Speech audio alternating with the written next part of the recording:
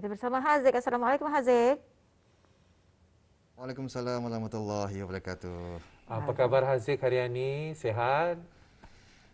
Alhamdulillah dalam keadaan sihat Oi. walafiat. Bagaimana Alhamdulillah. dengan Fakrul dan juga Atul di mana kawan? Alhamdulillah Oi, kami kita ni sihat bersemangat ceria. pulang ni. Fakrul kalau hujung-hujung minggu ni memang bersemangat. Memang bersemangat. Sebab banyak aktiviti yang dilakukannya. Jadi Aktiviti yang dah dirancang. aktiviti yang dirancang. Oleh kerana kalau di daerah Temburong kita mengetahui daerah Temburong ini adalah permata hijau, banyak tempat-tempat yang menarik. Kita tahu banyak tempat-tempat yang menarik dan dengan adanya aktiviti ATV dan juga sebagainya, hiking. Jadi itu adalah antara satu kita ni mengenalkan daerah itu mempunyai tempat yang menarik. Kalau ada aktiviti ATV yang saya tahu di Selapun. Selapun. Dan satu lagi di Selangan, betul ya? Ya betul. Kalau Haziq sendiri biasanya lah di daerah Temburong, apakah aktiviti-aktiviti sampingan yang dilakukan? Kalau saya sendiri kalau mungkin habis kita yang minati hiking lah, mendaki bukit, boleh pergi ke Taman Rekreasi Bukit Patoi. Mungkin kalau jua yang minat memancing udang galah, boleh pergi ke Taman Rekreasi dan memancing di Kampung Buda-Buda. Bezanya betul. memancing udang galah dengan memancing ikan yang biasa tu, apa perbezaannya? Perbezaannya mata kailnya. Mata kail, Sebenarnya ada perbezaan perbezaannya mata kail dan juga yang dipancing agaknya. Tetapi elemen yang paling penting yang sama ialah sabar kali. Ya betul, memang Okey. perlu banyak kesabaran lah Memang apabila kita memancing. mengetahui banyak tempat yang menarik kan. Memang betul ya Haziq ya. Perbezaannya adalah mata kail kan. Kalau memancing ikan biasa dan juga udang galah. Ya betul. Ya, betul. mata kail, jualan dan juga tekniknya. Ada teknik, jangan lupa. Ada tekniknya. Jadi perlu tani belajar. Nantilah kita ni bincang-bincang sama Haziq. Nanti ajar kami mengail udang galah. Mungkin dalam mingguan ni atau dalam minggu seterusnya mungkin kalau ada package program perbezaan itu. Perbezaan mengail udang galah dengan mengail Dijadikan satu package program. jadikan satu package program. Jenis fishing yang berbeza atau macam mana. Mungkin dapat diterbitkan oleh Haziq sendiri ya nanti ya. Okey, baiklah Haziq. Mungkin ada yang ingin diceritakan, silakan. Baiklah, terima kasih Fakrul dan juga Atul di Bandar Sebegawan. Bismillahirrahmanirrahim. Assalamualaikum warahmatullahi wabarakatuh. Selamat pagi dan salam sejahtera. Ya Audah, bersua kita kembali pada hari ini dan Audah bersama saya lintas langsung dari daerah Temburong.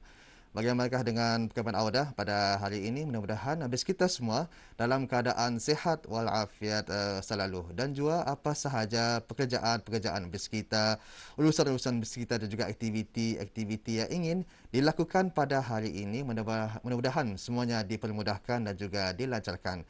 Amin, amin, ya rabbal alamin. Baiklah Audah, seperti biasa kami akan memberikan maklumat dan juga mengungsikan satu bahan visual daripada daerah Temburong. Dan untuk makluman bersama juga keadaan cuaca di sekitar Pekan Bangar pada pagi ini alhamdulillah dalam keadaan yang mendung dan apa yang kita harapkan ianya akan beransur cerah pada sebelah petang nanti insya-Allah. Baiklah Audah, seterusnya mengenai dengan SOP bagi penyewa pondok yang dikeluarkan arahannya oleh Majlis Perundingan Kampung Belais dan Buda-Buda daerah Temburong. Penyewa dan ahli hendaklah menerima sekurang-kurangnya 2 dos vaksin dan membuktikan melalui buku vaksin atau melalui aplikasi Blue Health di telefon bimbit masing-masing. Dan mengimbas kod Blue Health hanya berwarna kod hijau dan juga kuning yang dibenarkan masuk dengan menunjukkan kad pengenalan pintar Audah. Manakala pemeriksaan suhu badan adalah dimastikan dan juga penyewa hendaklah dalam keadaan yang sihat. Penyewa dan ahli juga hendaklah menulis nama di buku catatan pendaftaran masuk bagi setiap pondok dan juga penyewa dan ahlinya mestilah tinggal serumah.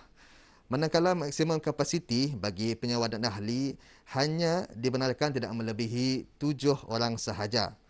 Penyewa tidak dibenarkan mengundang orang lain masuk.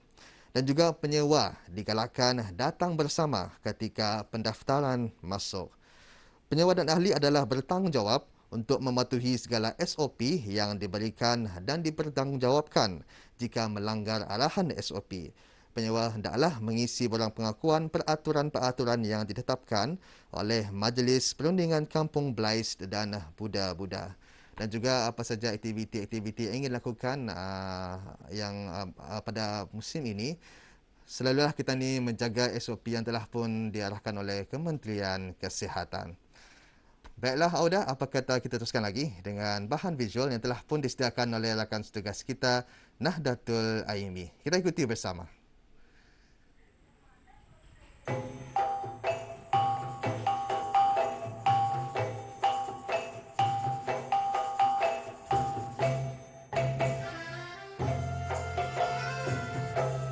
Kelupis antara makanan tradisi yang masih menjadi kegemaran dan diminati.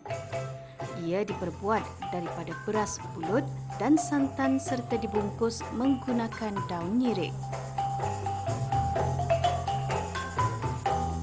Makanan tradisi ini adalah hidangan wajib bagi sesetengah masyarakat kita setiap kali mengadakan kenduri seperti majlis perkahwinan dan juadah istimewa ketika Aidilfitri maupun Aidiladha. Jika dilihat secara kasar, penyediaan kelupis terlihat mudah. Namun hakikatnya, ia perlu dimasak antara 5 hingga 7 jam untuk disiapkan sebelum sedia dimakan. Salah seorang pengusaha makanan kelupis di Tamu Sementara Pekan Bangar, Dayang Kaisah binti Haji Yahya berkata, walaupun pada masa ini terdapat pelbagai jenis makanan segera, orang ramai masih menggemari dan mencari makanan asli Brunei seperti kelupis. Jenis kelupis ini banyak dah. Kelupis pulut inti udang galah, udang garing, daging, sama lapat, sama daun pandan. Yang kelupis kosong berjalin, ada juga tu. Yang paling banyak orang balik. Selalunya habis kita ada yang meminta kelupis inti kelapa. Kita masak dari rumah. Dari rumah. Lepas itu bungkus di sini. Kadang-kadang di rumah juga. Selalunya kita berjual di sini dalam pukul berapa tu sudah ada di sini? Di sini pukul 6.30 sudah ada. Sudah ada. Ini sampai pukul berapa kita berjual? Ini ikut keadaan lah. Kalau kadang-kadang pukul 12.30, pukul 1. Kalau masih ada jualan lah. Kalau ada. Memang setiap hari kita setiap jual. hari macam itu. Habis juga. Habis jual. Sebenarnya pelanggan-pelanggan dari mana tu? Yang banyaknya dari bandar. Dari bandar. Lainnya kalau kita bungkus di sini orang bagi taruh yang matah tu. Dalam sehari aja. Dalam sehari dalam bebelasan ringgit lah. Semacam. Kalau setiap hari Minggu itu banyak tu. Dalam 5 macam ada tu. Kelupis pandan, dapat kelupis inti kosong, inti udang, daging, kulit panggang. Ini berjual baru je ni. Dulu ada tapi tidak berapa. Ini baru tak. Baru kita berjual balik. Berjual balik. Semua kita buatlah. Sendiri buat. Atau saja yang minat ke. Ada juga macam kuih apa, tapi hanya tidak terdaya kan. Buat seorang saja. Jadi macam kelupis saja yang kita adalah. Kelupis saja yang dapat kubuat banyaklah.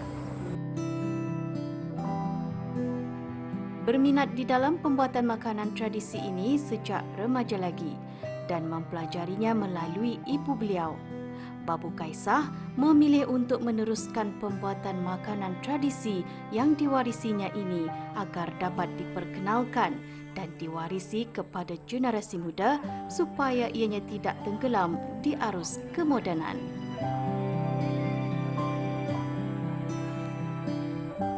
Makanan tradisi ini sering menjadi pilihan pengunjung di gerai ini bagi mencuba keunikan rasa kelupis yang pelbagai inti, termasuk kelupis berintikan kelapa dan inti udang galah.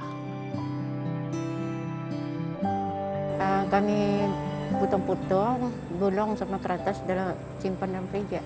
Daunnya tu lah. Daunnya Betul. supaya tidak buruk. Dapat dipakai. Dapat dipakai. Berapa lama boleh tahan lah? Kalau yang matah itu tahanlah simpan dalam freezer. Kalau yang masak habis tahan 2 hari. 2 hari. Kalau yang ndak ndak kena panas apa? Kalau yang panas Ikan jalan kelupis kita. Yang dulu ada anakku daily ke bandar. Ada orang booking. Kalau ada orang ngambil kemari. Nilai lebih lagi kepada. Kalau boleh lah kan ditetapkan selama-lamanya lah. Kalau ada kan diwariskan juga supaya tidak pupus. Selain berniaga makanan tradisi seperti kelupis, beliau turut menjual pelbagai lagi jualan seperti pulut panggang, lapat, sambal serta buah tempatan dan lain-lain lagi. Adanya generasi yang mewarisi kepandaian atau kemahiran dalam pembuatan makanan tradisi seperti ini mampu membantu mengekalkan makanan warisan turun-temurun agar tetap terjaga dan terpelihara.